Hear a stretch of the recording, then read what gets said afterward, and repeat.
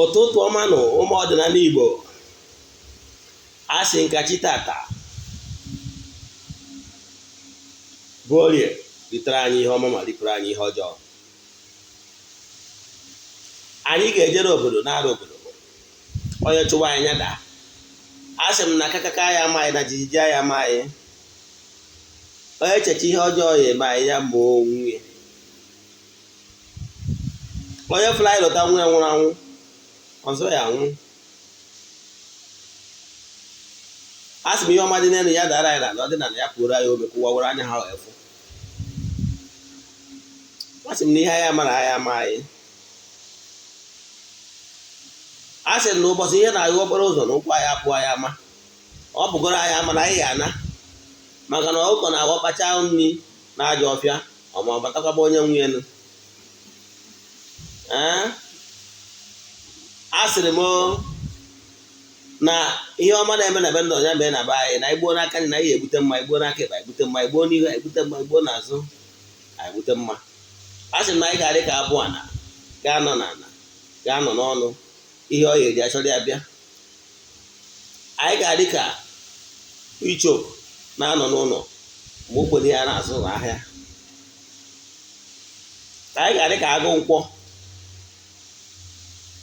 na-abụ mgbe ọbụla ihe ọbụla o kpebiri na ihe ọ chọrọ ibute na ọ ga-ebuterịrị ihe kama ọ ya ebute ihe obutewa obere. Ise aga bụkwa onye nke gị Ogbuefi EZE-ANA Ugochi tubelu oraifite. Abụ m onye isi nchụaja na Ugochi tubelu ọdịnala tempụl. Anyị na-agba afa mmiri emerụkwazi ọrụ mmụọ dị iche iche.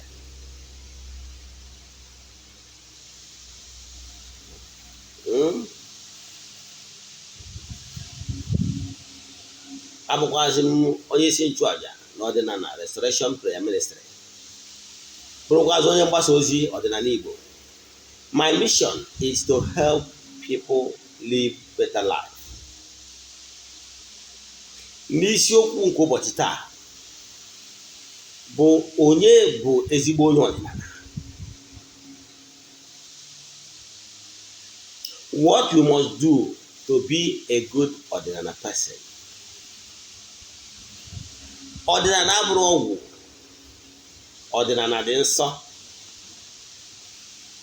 Ya bụ isiokwu a n'ụbọchị taa.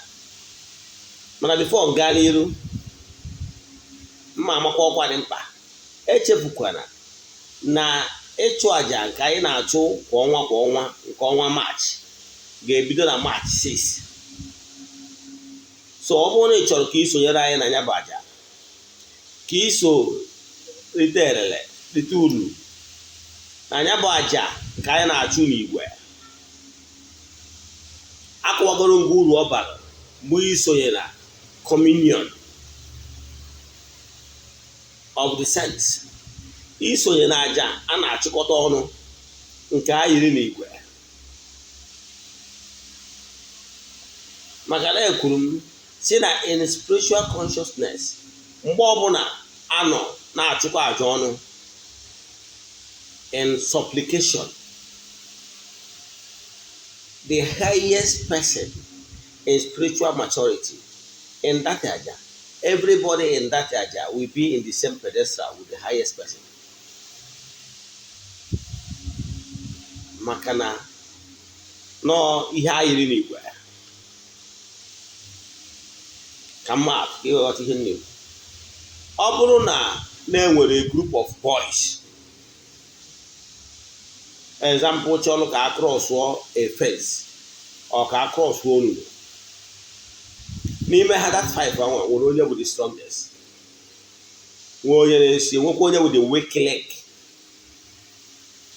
Mana maka ihe that compression dị n'ime ha ncha jikọrọ ha nọ, I can tell you now that 6 of them will still cross the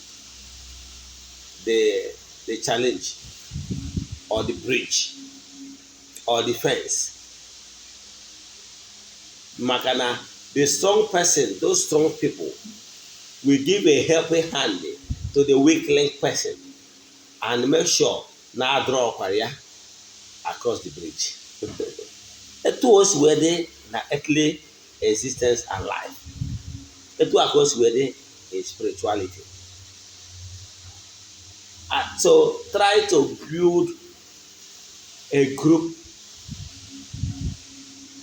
of people of like minds. Onye ahụ benefit kpatara ụfọdụ ndị mmadụ ji wee nọsie ike n'otu anyị kpọrọ partners of the temple or friends of the temple, because ha amanuo na-enwe n'igwe bụ ike ndị Igbo na-ekwu elu. Onye abụkwa uru ọ bara. O nwere ụfọdụ ọrụ ga-abụ ma ọ bụ okwu ekwesịrị ikwubi n'isi gị, mana onye ọzọ ga-ekwubie n'isi gị, not gowa. Onye agbatara o nwere ụfọdụ ọrụ ibi ndị be achọ ịlụ. O nwere ike ọ bụrụ onye ahụ ya ma ọ nọghị onwe, ọ bụrụ na ọ bụrụ onye ga-eji aka ya bụ na-anada dibịa ya arịa. Ịghọtara ya? So ọ mkpa ọ bara wee isonye na ya bụ aja. Ya bụ aja atọnugo a lot of lives around. Ndị ụzọ ha kpochiri akpọchi, enwere ike agbasịrị gị afa, ị nwere ego iji arụ ọrụ, agbana nkịtị, kama sonye na ụdị aja dị etu a na-achụ kwa ọnwa. Believe in me, o nwego ndị si n'ụzọ dị etu a today, their story, their ugly condition have really changed. So nke a bụ ihe m kwesịrị ịgwa gị. To participate in it, ị ga-esendịrị m ya prayer request, like 3 prayer requests, ya karịrị na 3. Then ka m gwazie gị etu ị ga-esi wee sonye na ya bụ aja. Contribute a token to that cause. Ka enwe ike tụọ onye bụ aja kwa ụbọchị for 14 days. The last day egozie ebudo a ga-eji wee mesara aka a egbu wee siri onye bụ aja. Then butesizie mmanya dị iche iche ndị mmadụ na-abịa na temple ji eri saraka kachiri mmadụ. Gatara ya? So send them na at the end of this video, ma borrow my WhatsApp number. Send them message ya ka nyere gị aka. Okay, boy, na-echa video tụsara ya ndị ọzọ. Ị like ya video, comment ya, share ya. Agwa m ụnụ na next festival anyị ga-enwe na temple. Ọ bụrụ na anyị fix a date for that festival, so carnival anyị ga-eme na temple, ma agwakwu the date. Na ya bụ festival, somebody ga-erite elele na ihe gbara ọkpụrụkpụ anyị ga-enye ndị na-esonyere anyị na social media na-atụsa vidio anyị. Taa bụ ihe kwesịrị ịma. Nke abụọ, for mentorship and personal sacrifices and backup, nwere ike chat EZE-ANA Ugochi tubelu ka anyị nyere gị aka. Feel free to chat me. I pick my call direct. I make my call direct. I chat myself. And feel free to call me both on video calls. Sundays, ụbọchị anyị ga-eme counseling na temple. However, ụbọchị ọbụla ị ga-abịa on na temple, remember to call me so that ị bịa ka m wee nwee ike wee ihe ndị asị ka ebuku ka ọ ghara ịbụ na ndị ga-abịa ga-adị beyond ndị nwere ike ịfụ, thereby overstretching me, or maybe ụfọdụ ndị ga-abịa na ọ bụrụ na enweghịzi ike attend to everybody. Example, o nwere mmadụ na-abụ bịago na temple, ndị artist ndị mechaa complain to me.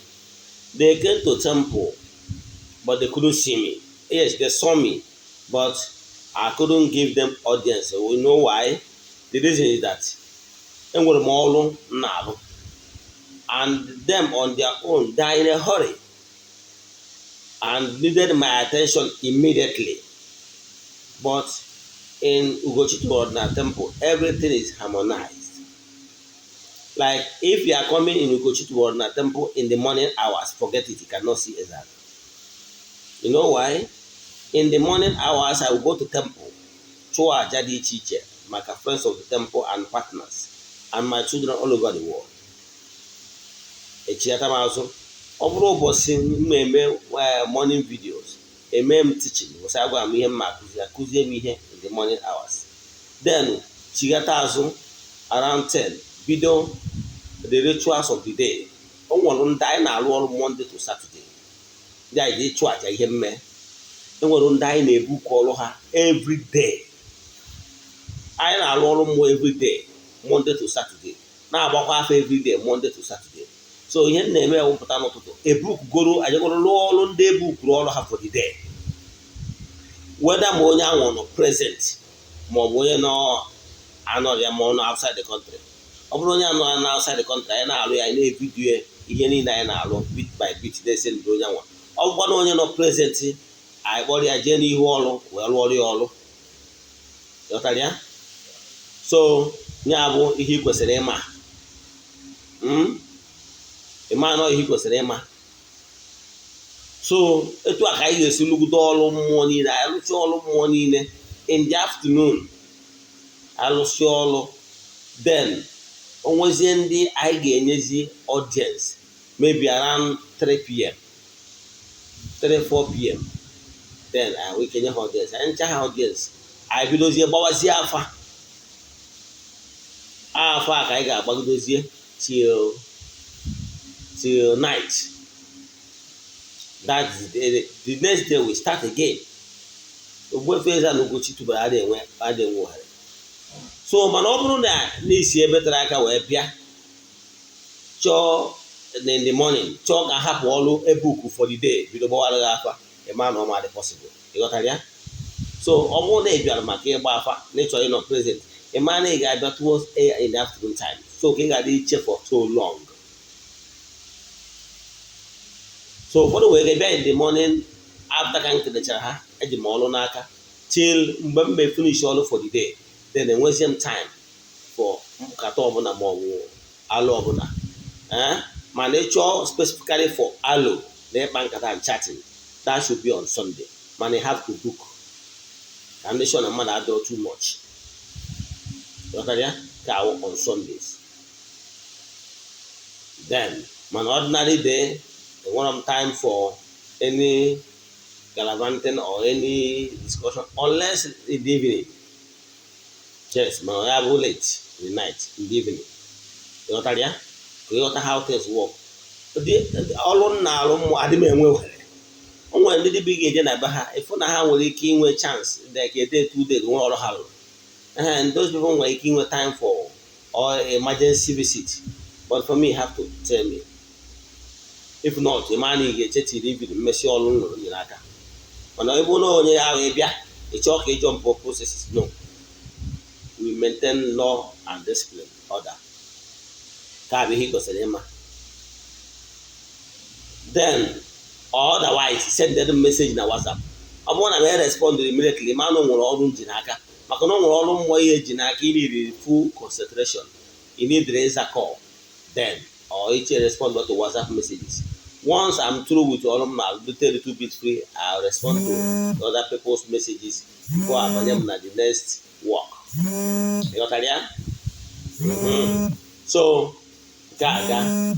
N'isiokwu anyị nke ụbọchị tata bụ ọdịnala. Gịnị bụ ezigbo onye ọdịnala? Onye bụ onye ọdịnala first. Then gịnị bụ ezigbo onye ọdịnala? Kedu ihe ị kwesịrị ime ka ị wee bụrụ ezigbo onye ọdịnala? Kedu ka ọdịnala ọ dị nsọ? Ịghọtara ya? Ọdịnala Igbo dị nsọ. Ọdịnala bụ ọdịnala nwa totokwuru, because maka na ana bụ isi mmụọ. The mother earth have every other element, earthly element. So mother earth bụ isi mmụọ. So for you to be a good onye ọdịnala, ị ga na-asọ nsọ anị, ị ga-adị asọ.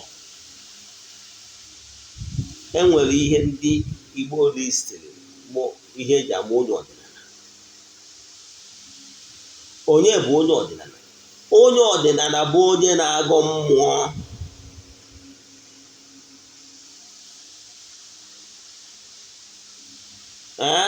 egokwa akwụkwọ ndị ụka ọbịa ọ sị gịrị onye bụ mmụọ, ọ sị na Chukwu bụ mmụọ, ọ kasị akasị onye jiri aka ya dịrị n'onwe ya ka enwere isi mbido ka ọ na-enwe isi njedebe, bụrụkwazi onye okike osebụla ụwa ka ihe niile.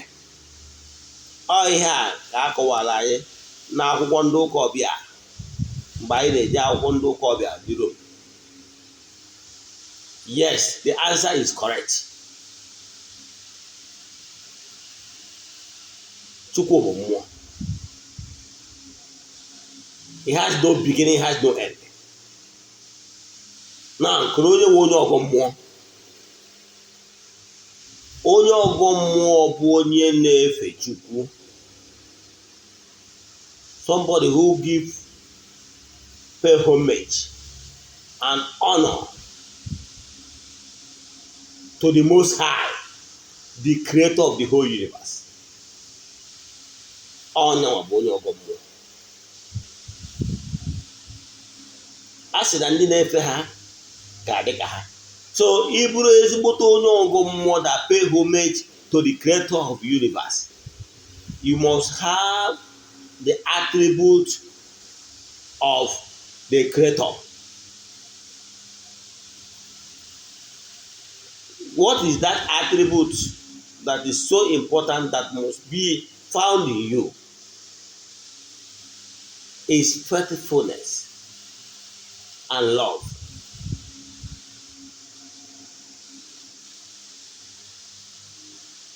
Odinana na ọgọ mmụọ bụ ụka okwukwe akọ na uche, nkuzi na okwukwe ọfọ na ogu. Ọdịnala wụ okpukpere nke ọfọ na ogu. Ị ga-ejide ọfọ, ị ga-ejide ogu.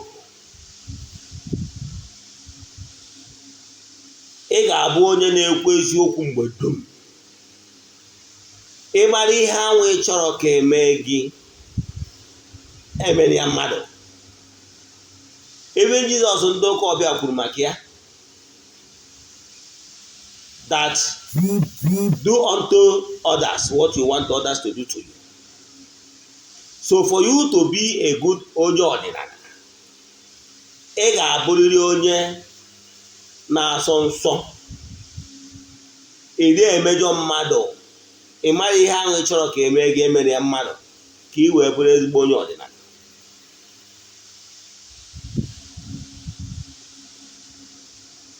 Mgbe gburugburu etu a ka o si wee dị n'ọdịnala.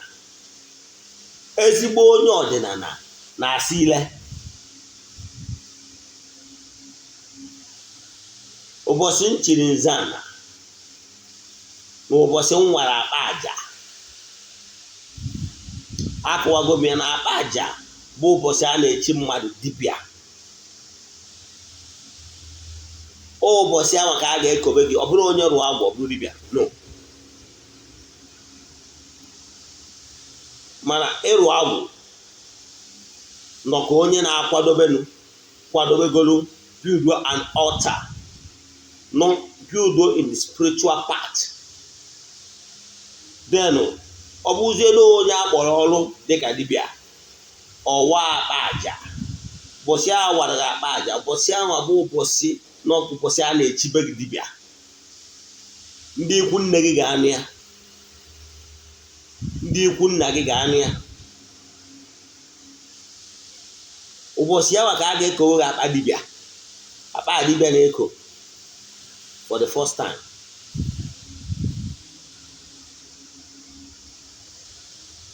Ekowecha ya akpa aja, ndị ikwu nne gị na ndị okwu nna gị ga-agodoro gị ọfọ na ihe ọbụla ị na-eme na-ekwukwa, ma ọrụ ị na-agụ alụ, ma ọwụ mgbọrọgwụ, ma ọwụ nzu ka ị na-atụ, na ọ ga na-adị ile ha kwuchi etiri ọfọ.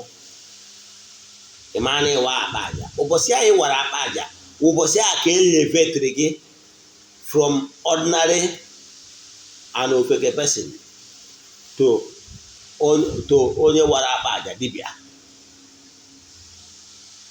Etu a ka o si dị na mpaghara ala Igbo ebe nsi wee bịa bụ ala Edo. Ụbọchị a ka ị ga-ebido tụgba nzu line 7, if not ihe ị ga na-atụ ụgbụ 4 or 5 nzu okoro. That is nzu line, yes.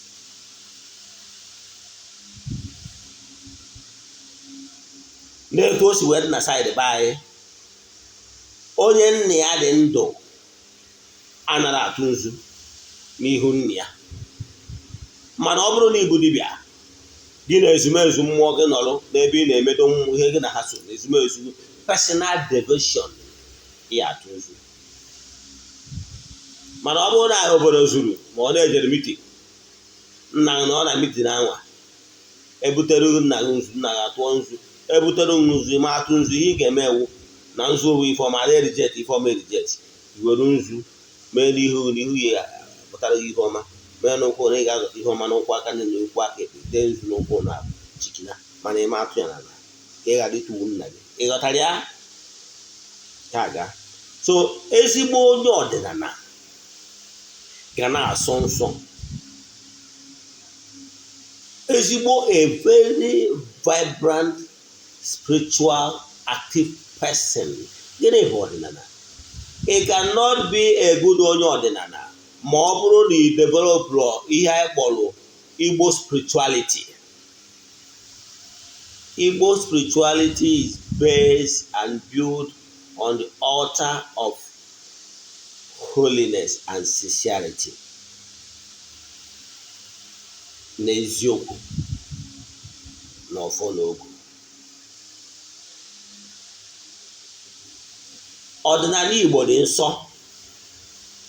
Ka ị wee bụrụ ezigbo onye ọdịnala, ị ga-abụ onye a sanctify, purify ya, na ị ga na-ekwu eziokwu mgbe dum. Ụbọchị a nwere akpa aja, ụbọchị a ga-asara aka n'ihe niile, ma m ga na-ekwu eziokwu. And na okwu ọnụ m gara abịa ile. Mgbe m chikwara ọzọ nze-ana, a na-asị ile eziokwu na ọtụtụ ndị mmadụ na-echizi ọzọ kịta n'uto na ọzọ ndị ụka batara, wee wepụsịa ọtụtụ ihe, ụfọdụ obodo wepụsịa ụfọdụ ihe gasị ka o wee dịzi mfe maka ndị kpọrọ onwe ha ndị na-echi ọzọ ụka. Ewepụzie mmemme dị ka ịsa ile, maka na a ga-agọrọ nsọ. Na nze-ana nchiri bụ agụchalụ gị nsọ, ọ bụrụ agụchalụ gị nsọ esi na onwere nke ị na-asọ, no, ọ bụrụ na nze-ana nzi ya emetụ ahụ bụ ọzọ ndị na-echi ọzọ ụka. Maka na ọ bụrụ na ị na-echi ọzọ eze-ana, nke bụgo na ịbụga custodian of the land, nke ọzọ bụ na iji ofe ana, so it cannot be an onye ụka. So ịchọ ichi ọzọ ụka, ọ bụrụ maka ọzọ-ana, ị must be onye na-agọ mmụọ. Now, gịnị ka m na-achịkọwa? Gịnị bụ ezigbo onye ọdịnala? Ezigbo onye ọdịnala ga-abụrịrị onye na-abụ ọchị ime ihe ọsị na ọma adịkwa mma, na ya ga-ekwupụrụ ana maka na ọ na-asọ nsọ ana, na ọ nke bụ eziokwu ya agwa gị. Dịka ezi onye ọdịnala, mmadụ ama na-ekuru gị lampụ abalị, na-enwere ikpe, enwere ike onwe ndị na-azọ ana, a na-ewere mmanya na-abịa eme iti gị n'abalị ka i wee saịdị ara ha. Mana ịma nke bụ eziokwu na anaghị a na-ekwu okwu ya bụ etu a o si dị, maka na enye gị bribe, ị bịa rie origharị, a na-egbuo gị. Ị ghọtara ya? So onye na-asọ nsọ anị ga-akwụ n'eziokwu mgbe dum, anị nke bụ eziokwu na onwere ihe mmadụ ọbụla pụrụ ime gị, maka na chi onye ya adịghị n'izu. Isi na-achị ya awọ. Ama na ụfọdụ n'ime nna n'ilu mana ha ghọtara ihe omimi.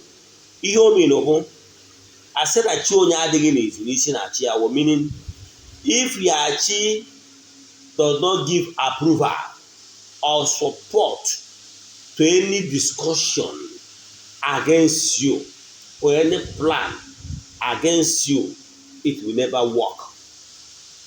Yachi must have said this my son or this my daughter, he or she is so stubborn. Deal with him small, but don't touch his spirit or her soul. Onye na-eburu i receive brulala. You receive when ịtarị mmụọ. Ịtarị mmụọ ị na-receive ga na-abịa n'ụdị so many challenges. Ị na-agbagharị. Ka ezigbo onye ọdịnala ala iwu obodo ka m marụ ga-atụ. O nwere ofu vileji nọ na obodo m Oraifite. Ka m nwere onwe m na-amatụ maka na onye ma nkụzi mana m eji nke anyị wee marụ ga-atụ. I werezie wee relate eto nke bụ o nwere ofu vileji a na-akpọ isi na be nna. This is the entire village. Ha dị anụ nwa.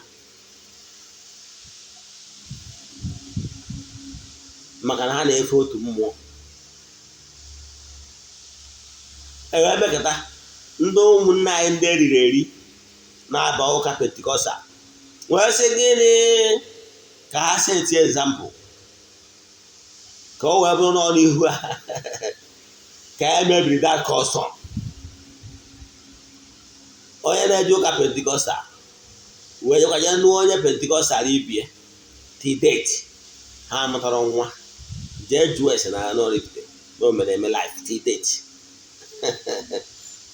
Mana ka ha mechara ha ndị ọzọ niile wee na-abịa Johnson maka ndị ọzọ niile nọ na face na-eche ka ha mara na ndị anụọ ya na ha ga na free. Ọ bụrụ na ha anụọ na Afrịka ha sonye. Mgbe ha fụrụ ka ndị receive ego brulala onye ọ na-anachighị azụ gị na mmụọ a na-ama aka. Don't open fight or start a war which you cannot finish. Maka mpịawa azụ metarị mmụọ. So ị bụrụ onye ọdịnala ihe ndị na-eri ka ndị na-asọ. Ịmara iwu a bụ iwu obodo gị debie nọ iwu edewere n'obodo dechaa ya debe weti ọfọnala. Example ihe ọmụmaatụ n'iwu onye nọ na ide mmiri Ana-Edo. Ịmana ndị saịdị be anyị na-asụ eke. So ọ bụrụgoro n'iso na ndị migratory si obodo ọbụla wee bịa biri within our territory. Ịmanugo na once you be in Rome, you behave like Romans. Ịmanugo na anyị na-asọ igbu eke. So eburugo na tenant ma ọ na-agbụrụ gị migratory from anywhere wee bịa within our territory. Ịmanugo na ị ga-asọ nsọ n'ime egbu eke. Egbu eke agbanyere okoko ma dance. Ihe igotere n'isi gị ka ọ ga-ada. Ị ghọtara ya? Ịchọ ka the gods of our land to bless you. Ịma nọ na Ana-Edo na-emebi nsọ Ana-Edo. Ị na-eche ka Ana-Edo wee gọzie gị. Example na ị nọ na Nnewi azụ ahịa. Ịma na ịba Ana-Edo na-asị igbu eke. Ịma na anyị nwere nsọ. Ịmara ihe anwa bụ nsọ ndị be anyị edebelu dechaa ya wee tie ọfọnala na-etu a ka otu wee dị na anaba anyị. Ọ bụrụ omenala be anyị. Agwara m ụnụ na ọdịnala bụ otu mana omenala dị iche iche daba n'obodo ije. Mana obodo ọbụla ije respect their ọdịnala, respect their omenala ka ị wee nwee ike wee reta ngọzi dị n'obodo ndị a. Ị ghọtara ya? Na-ekwu ka ọ na-abụ a na-atụ nwatakịrị awọ n'ikpe okwute a na-emetụrụ ya awọ aka maka na awọ na okwute.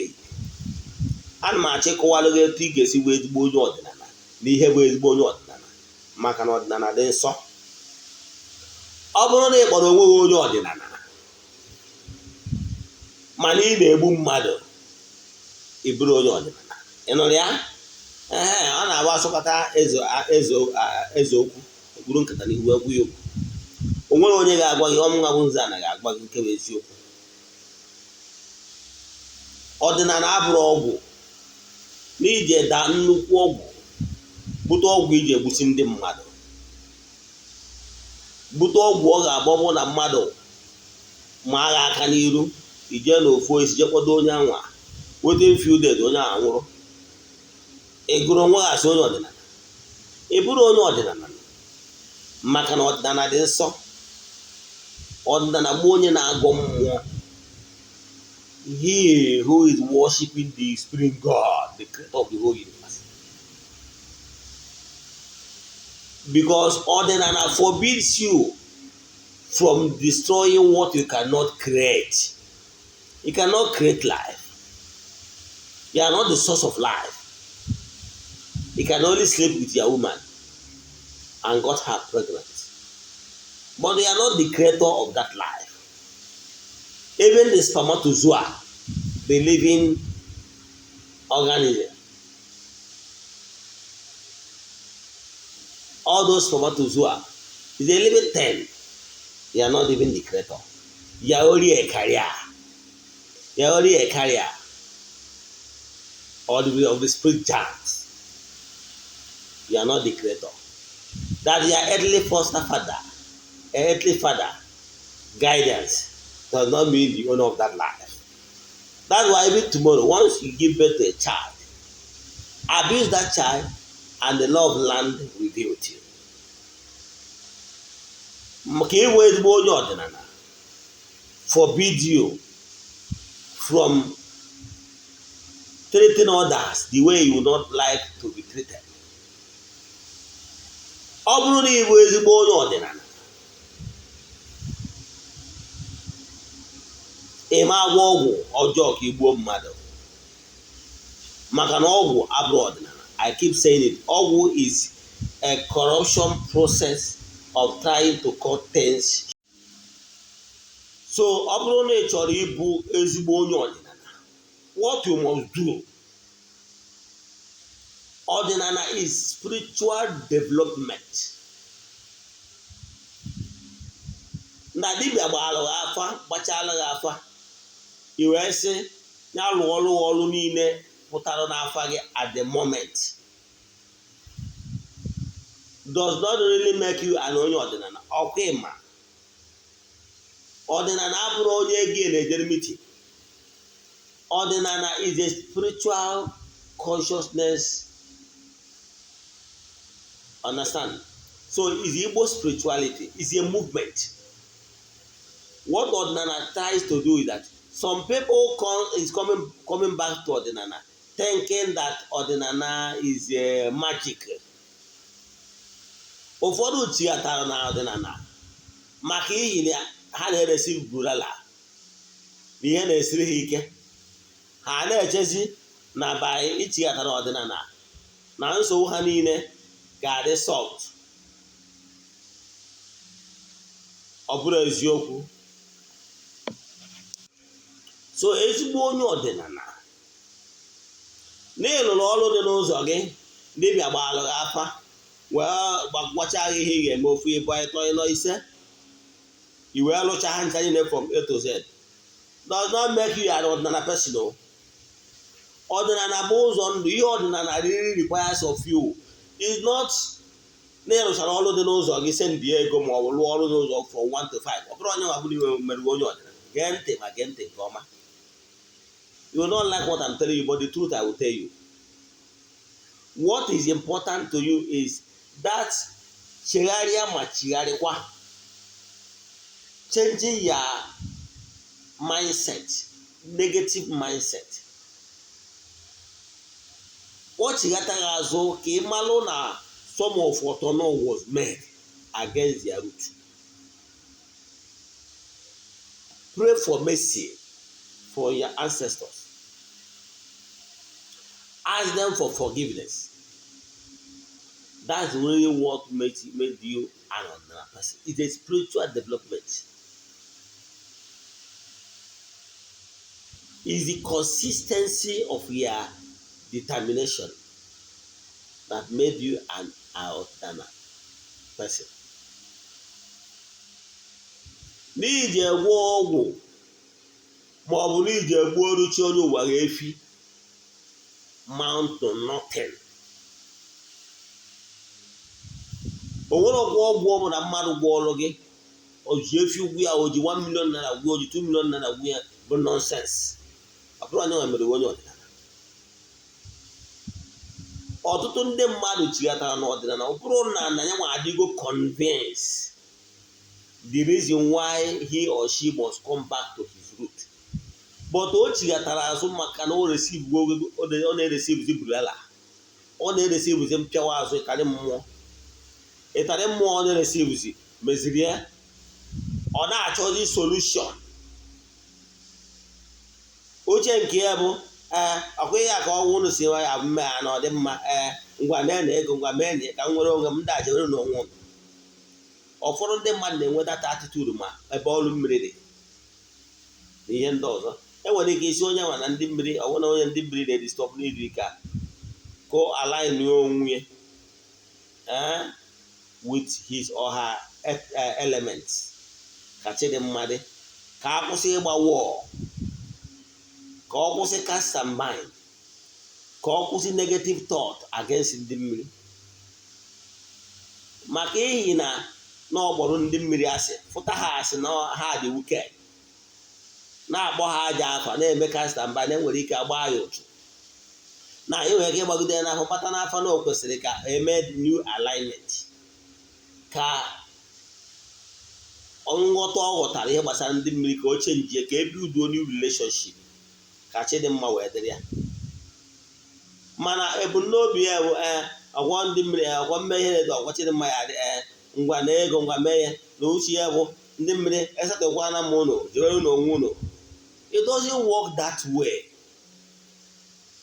Having this such mindset can even spoil all your work you have done. Because otu ihe na-abụ dị mkpa ichegharị and chigharịkwa. Ịghọtara ya? You must be angry with yourself that, so the such magnitude of negligence from your side, because Joel 4:6 says, "Now my people not have because of ignorance, because of ignorance of the past, you were misled into believing and castigating your ancestors and your elements, and this made most, calling them names and they whole. Do a lot of abracadabra, ayakata,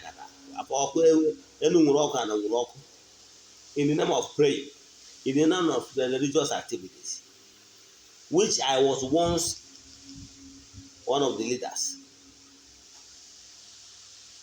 Eso m na ndị a na-akpọ na a na-eme crusade mgbe m nọ na church. Enye m team of the topic, so they preach.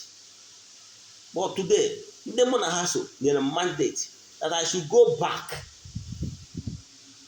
to start to evangelize in Odinana, so that I will be able to win those souls I misled back. It might not be the person, maybe it's the children of the person. So now that zeal I was using when I was in the church, that's the same zeal I will use even more now to work, to educate our people why they should come back to their root. So onye ọ bụ ihe merenụ. So ọtụtụ ndị mmadụ must learn how to come back to Odinana. Foto Odinana n'ụzọ ndụ. No, that is the only way. That is the only way that will save you. Okay, you have been with church people for donkey years. And you are 40 something, 30 something now. From birth, for crying out loud, you have been taken to church. At a stage, as an adolescent, you be the Jebel till now. Are you not yet tired? Are you not seeing it that what they told you is not true? Why can't you say, as is only a foolish person that will be applying one method over and over time and expect different results?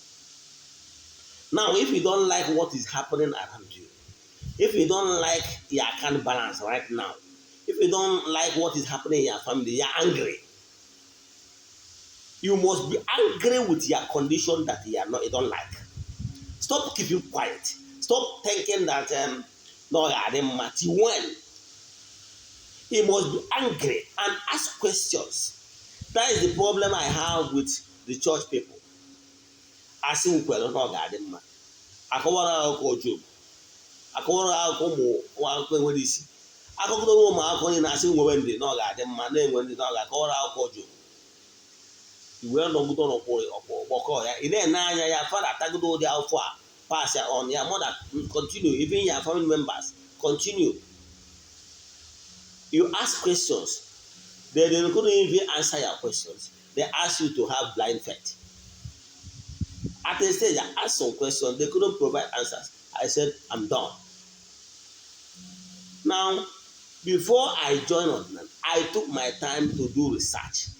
I took my time to analyze because I have read so many spiritual books. I have traveled far and wide. I even took my time in year 2003 to study about the Hinduism. Agụmakwụkwọ dị iche iche, so many spiritual books.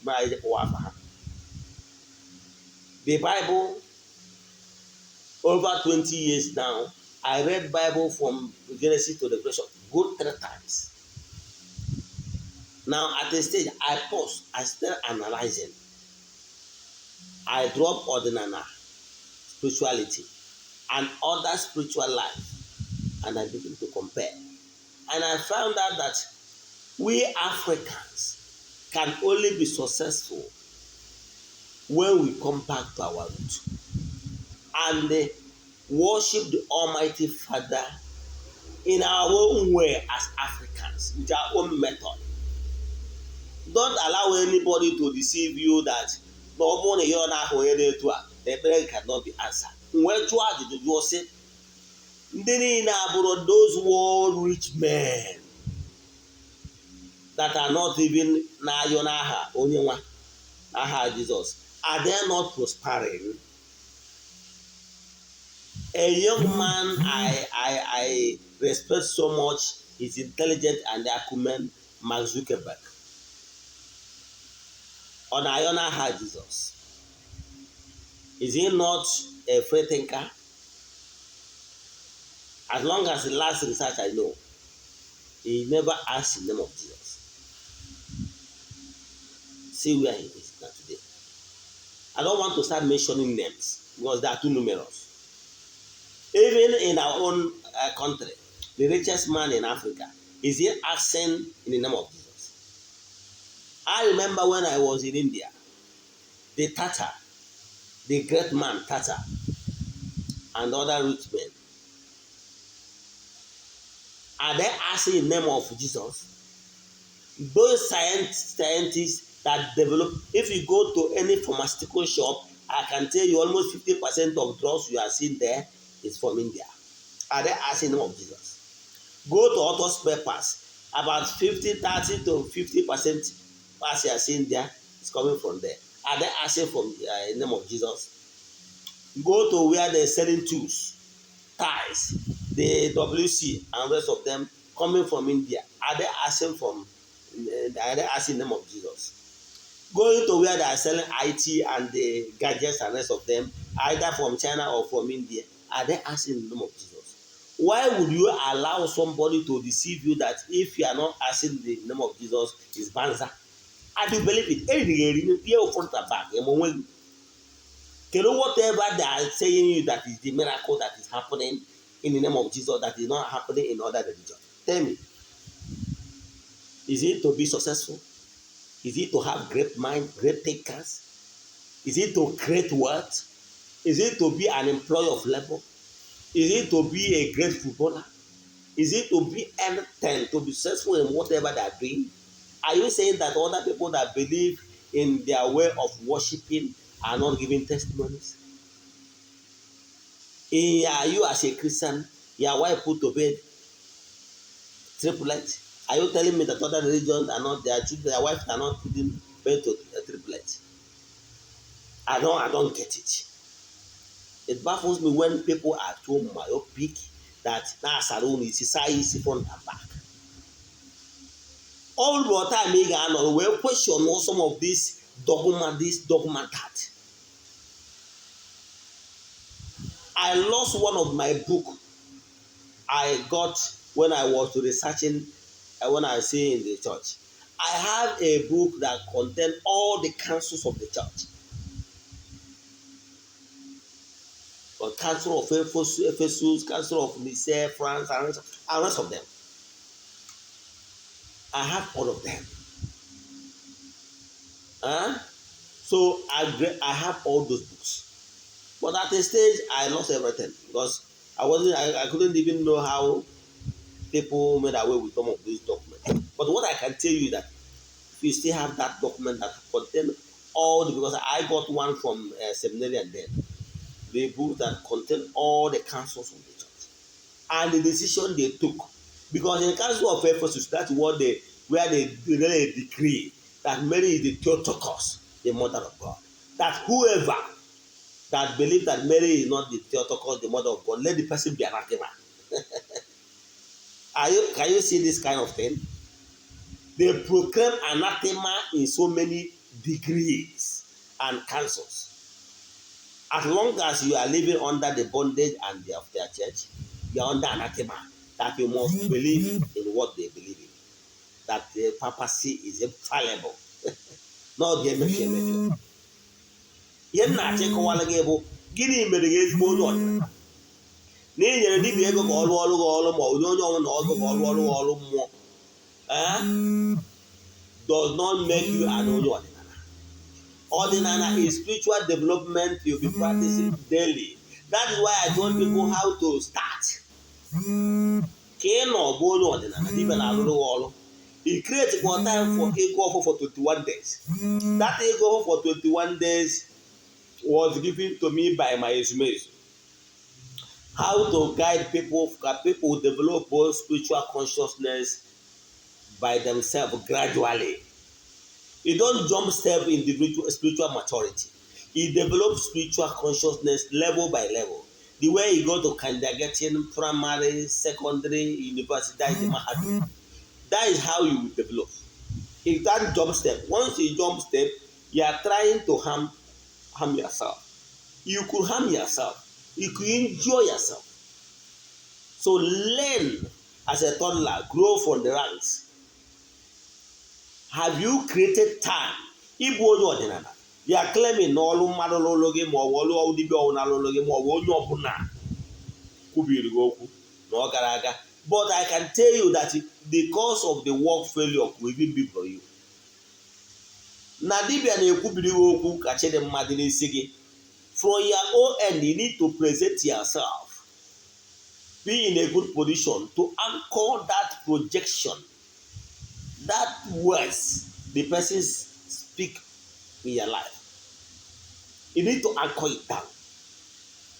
Example, when the network is spread, what the person that did their work do is like spreading network over you.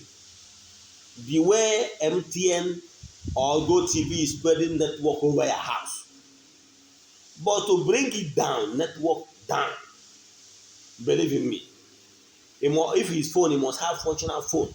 If it's GoTV, you must have the antenna that will draw that network down, the signal down to your television for you to be connected. You get. So that Dibia projected good work or a spiritualist or whatever, it's like doing your work, is like spreading spiritual consciousness over your roof. But to bring it down is you, is your work. So develop time, quiet hour, under 24 hours. You can't tell me that you don't have both in the morning, in the afternoon, or in the night. When you will pause like 5, 10, 15 minutes, it's okay. You can even start with 5 minutes. Just locate the east. I told you that 4 corners of your room, one side face the east. Locate the east. Face the east. Where prayer point to give you direction of what you are asking every month for 21 days.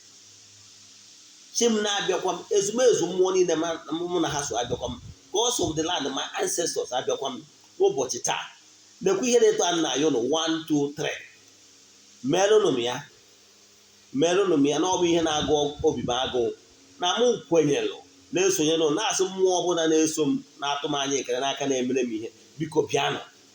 A poor libation turns to the wall, whatever you can wake him up. Obuguru, one on Zoom, one him down or going lighten up a white candle. Then, even if you don't have anything, just that quiet hour, I'm just giving you an instance. Even if keeping person after he has career image keep quiet for a moment. We call it silent moment or silent hour or silent anything, meditation, spiritual exercise. Quiet and one mobile chim career listen to your inner being. Inner being nwere ike ịgwa gị sị gị nwa mee nke etu a nwa mee nke etu a nwa mee nke etu a ọ gwogide etu a ịnidiri ide ekwubi okwu ị ga-enwerịrị taịm iji ekwubi okwu na dibịa lụrụ ọrụ yes mana ọ ga-enwerịrị taịm ị ga-eji na-ekwubi okwu ịma anọ nnọrọ mene. In spirituality does not support laziness. Na akwụkwọ Revelation o nwere ebe o kwuru sị ọ bụrụ chi ndị ụgwọ agwụrụ ọ bụrụ na ijuru ọkụ ijuru oyi na ya ga-esi n'ọnụ ya wee pụpụ gị ịma abụ anụ elu ma ọ bụ ihe anụ adara iwu anụ elu ma ọ bụ na ịbụ anụ anụ ịma sit in defense in spiritual matter. For you to be ezigbo onye ọdịnala dị nsọ, you must create a time for spiritual connection. Nsị na ọ bụrụ ị nọ na Nigeria na ị nọ na be nna gị kedu ihe metara na ime eji aka gị dọtụọ na ngwuru be nna gị ọ bụrụ dibịa ga-emere gị ya. So ndị dị exempted bụ ndị na outside the country. Ọ ha bụ ndị ọnọdụ ha na-ewute m because na ha dị limited. Ụdị ndị na-etu aka nna ala ike ikwubiri okwu wee kpọọ ezumezu mmụọ mụ na ha so ka eje ịtasi die n'ọnọdụ ndị na-etu a maka na ụfọdụ n'ime ha atakolu ụfọdụ n'ime ha ahangị ụfọdụ n'ime ha dị so broke that they can't even come back home. Ụfọdụ n'ime ha anọgo 10, 15, 20 years nwere ihe ha mepụtara so you can't tell them to come back home. Ụdị ndị na-etu aka nna ala ike intercede on their behalf ka chi dị mmadụ. And as of today, there is giving testimony. Mana nke ọgụnwa wee nọ na Nigeria, why can't you start from afresh to develop your spiritual consciousness? Dibia cannot do everything for you. Your spiritual mentor and everything, spiritualist, onye ọma ma onye pastor cannot do everything for you. Onye na-agọrọ wa ọfọ ma onwe ya mentor ga na-eme from your own side. Gị nwa na-eme na your own side. It cannot be sleeping. It cannot be so dormant. You can't even wear time iji aga ọfọ. You nwere time iji ekwubi okwu. Ị chọrọ ka miracle na-emere gị. Ọ ihe a mere ọtụtụ ndị mmadụ this spiritual indolence na-eme ụfọdụ ndị mmadụ ji eje ka ha je gwọọ ọgwụ. Chere uru dị n'ịgwọ ọgwụ. O jeje ka o je gwọọ ọgwụ maka na ọ chọrọ ihe bute. Ọ chọrọ ihe nwere ike ịwụ na n'ime box of money ọ pụta otu oje ebe a je kaghachiri ego echikwa baịta na ọbụla ojekwa ebe akaghachi ego nwanne echi ojekwa ebe a je kaghachi ego ihe ọ chọrọ owu ihe ga na-enye ego so that he cannot even work. Lazy man attitude. Ihe ọ chọrọ owu ihe ga-emewu ọ nọrọ nnọọ n'etu a ego abịarịa. No, it doesn't work that way. Ihe ị ga-eme bụ dozie ihe dị n'ụzọ gị nwee time iji communicate with elemental beings and entities of powers. You make them your friend. Nwee mgbe ha ji abịakwute gị bụrụ ji ahụrị ụka bụrụ ji discuss etu o si wee dịrị gị gradually you are developing. Ị na-agbago mgbe ị na-agụ ị na-ebuild spiritual capacity ị na-ebuild ezumezu mmụọ ndị ga na-akwụdoro gị by then esizi ha ji emere ihe dịta edemere gị. What you must do and know is one, learn how to attract the elemental beings. Ọlụ ọbụla mụ nwa Eze-Ana Ugochi tubelu na alụ gị bụ how to build, make you align you with your ezumezu, how to align you with mmụọ niile gị na ha so. When those mmụọ gị na ha so become your friends and they are closer to you, you can then send them message because there are so many benefits in attracting and aligning yourself with those forces of nature. On our set of my teaching and message, I'm onye nchụaja. Abụrụ ndị bịa for ịgwọ ọgwụ. Now, wee marụ that soon Abraham, according to that story in the Bible, nọ na bịa wee fụkwa ụmụ okorobịa na-abụ na-aga. Ọ mara ọdị na ha bụ spirits. O wee mee ha invite ya ndị enyi m bịanụ ka unu zute ike na ya fụrụ unu si ebe dị anya. O wee nye ha mmiri mgbe asa bụchara ha. For the fact na ha not attract those beings around him. I will say, maka na it nice where attract around you will do something good for you. by this time n'ahụ gị na-abịa na nwunye gị ga-adị ime, nwunye wee mụwa amụ wee sị ka ị ka nwa ga-esi wee dị ime. Ihe nna-achọ iweta ebe a bụ whenever you will be able to attract the presence of the elemental beings and entities power around you, believe in me, your problem will be solved. N'aha Chukwu Okike nke pụrụ ime ihe niile. But the problem bụ kedu ka ị ga-esi wee attract ha? You can only attract them by being noble. You can only attract them by doing what is right. All those things that will make them come closer to you and spiritual activity. Ọ bụrụ na ebe ị nọ ma ọ na-ịnọ mba obodo oyibo n'ime enwe ike isetu an altar na ọdụrọ conducive ma and so on and so forth, na-ajọ enye anyị na-aja anyị na-achụ kwa ọnwa ka ị wee se n'oketa oke na ya. Ọ bụrụ na enwe onye ọdịnala mana ịbụ onye ka na-akpọrọ nwunye mmadụ nwanne pụtawa, ịbụrụ onye ọdịnala sizọ na na-akpọrọ nwunye mmadụ nwaanyị nọ na di is enough ide aghasa ọlụ ị na-alụ. Ịghọtara ya? Ọ bụrụ na ọ na-agara nkịta o merụ n'izu o mee n'ọnwa, ịbụ onye na-akpacha anya ana mmadụ ịgba na ọbụla ana gị je na azụ ya, ịbụrụ onye ọdịnala. Ịbụ onye na-anọkọta je na be dibịa nye ego si ya gwọrọ ụgwọ ka igbuo mmadụ, ịbụkwara onye ọdịnala. So ihe ndị ị na-eme ize n'ọfụ imebi ọrụ alụrụ gị. Ịghọtara ya? Ịkpọrọ isi na dibịa na-alụrụ ọrụ maka na o nwere ike ọ bụrụ ihe so gịnụ so na-emebi ọrụ ị na-alụ. Ọ bụrụ iwu na dibịa gbachara gị afọ gbata ụzọ ihe tere na ya arụcha ncha. No. What is more first bụ your determination na ichegharịgo ma chigharịkwa. Dibịa gbachara gị afọ jụọ ya ndị bụ the core principal ones. Enwere ka gbachara ya gbata ụzọ ihe 8 example. Enwere ka n'ime 8 ọ bụrụ na 4 bụ the cardinal point. Then ndị ọzọ bụ symptom for negligence for not doing that first cardinal 4. Then ị ga-eme bụ do that first cardinal 4, bido mewe minor spiritual exercise. We're going to say na monthly rituals. When time iji aga for 21 days, I can tell you that remaining 4 can be fizzled away, just matter of time. Ọ bụrụgo na those ones are fizzled away, they can never be a hindrance for your miracles to start coming. Because ihe dị n'ọrụ mmụọ adị emesi ya emesi. Ọ dị ka onye bịara ịnụ nwaanyị si na ya anụsigo nwaanyị.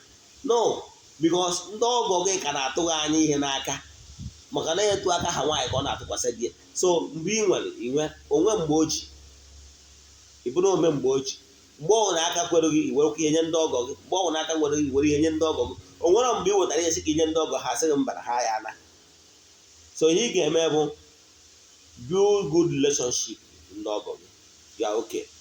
Then in a spiritual matter, alụcha alụghị ọrụ onye nwere ike.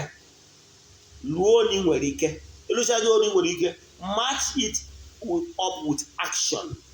Match it up with trying to build personal relation with ezumezu mmụọ gị na-asụ. Gradually, ihe a chọkarịrị abụrụ ego, ọ bụrụ ji na aja gị, ọ bụrụ nothing. Ihe a chọrọ bụ remember them, recognition. Nwee time iji aga ọfụ, ana m ekwu ihe a. Ịbịa na-asị m Eze-Ana na ị nwere ego na-agbasigoro gị afọ mana ị nwere ego iji arụ ọrụ, ọ na-agba m kem na ntị. Because ọtụtụ ndị masị m ya, if you don't have money to do your work, create time mgbe gị na mmụọ ji akparị ụka site n'ụzọ dị etu a iwulitebe mmụọ gị. Nke bụ eziokwu na ibido mebe ya gradually, mmụọ sincerely speaking, you don't have money mana ihe ị nwere ka ị na-enye mmụọ ga-appreciate ihe anyị na-enye karịa na onye gburu efi. Ịmara Jizọs ndị ụka ọbịa ka a na-akọ akụkọ maka ndị mmadụ bịa ndị onyinye. Nwaanyị wee widow smite, the smallest na o nwere, dị valuable to her. Jizọs wee sị ndị ụka na ndị niile anyere onyinye n'ọnwa ya nye highest. So ụgwọ na dibịa gbachara gị afa, inwe gị dị lụsọm elụọsọm. Mana ọ bụrụ na ị nwere ego ịkụ n'ọta ịkwana arịrị ikwuru ọnụ ọjọọ, ihe ị ga-eme bụ chigha back like ndị na-eso m, onye ọna na-eso agwụgwụ m onye ọbụla agbachala gị afọ ọgwụ na ị nwere ego jee gọba ọfụ for 21 days. Mana ihe na-eme ndị mmadụ na ha na-adị ka mbe atụrụ nga. Oruzie mgbe a sị ya na aga eredizi ya n'ọnwa, ọ sị biko bịa nwepụ m n'ebe a na nsị esigbuo m. Oruzie ha ka 21 days ọ dị too far. Na-agwara gị gọba ọfọ 21 days does not mean no eri 21 days. O nwere ndị ngwa ha gọba ọfọ within 7 days they receive miracle. O nwere onye nke bịa na temple day before yesterday. The first day ọ bịara arụchara ya ọrụ, o wee sị m na property o nwere o tinyere for sale for some months n'ọ nọ na nke Ugochi tụrụ na temple, akpọọ ya na ndị nwere interest na that property, ọ tasị asent aka nọmba like play na ọ ka nọ na nke m ụbọchị m na-alụrị ọrụ ewu ala bịa ghọtara ya. O wee sị m ka ya share that testimony. Nke m na-achọ ịkụwalụ gị bụ n'ihi na-ebunye m ego dị mma, mana ihe dịgoro mkpa bụ, do you have time for spiritual development, Igbo spirituality? O nwere mgbe ị na-ecreate time, whether morning, afternoon or night, as quiet time? Ọ bụrụ na ị dị eme ebido taa mebe ya ka ị wee bụrụ ezigbo onye ọdịnala ukwu lụrụ ana kacha dị mma wee dịrị gị. Ọ bụrụ na o nwere ajụjụ ị nwere ihe nkụwa taa, ma ọ ihe ịghọtara n'ọdịnala Igbo, ihe gbasara ka mmadụ ga-esi bụ ezigbo onye ọdịnala, maka na ọdịnala dị nsọ, send alụ meseji 08057837672. Ogbuefi EZE-ANA Ugochi tubelu bụ afa m. Ka chi dị mma dịrị ụnụ.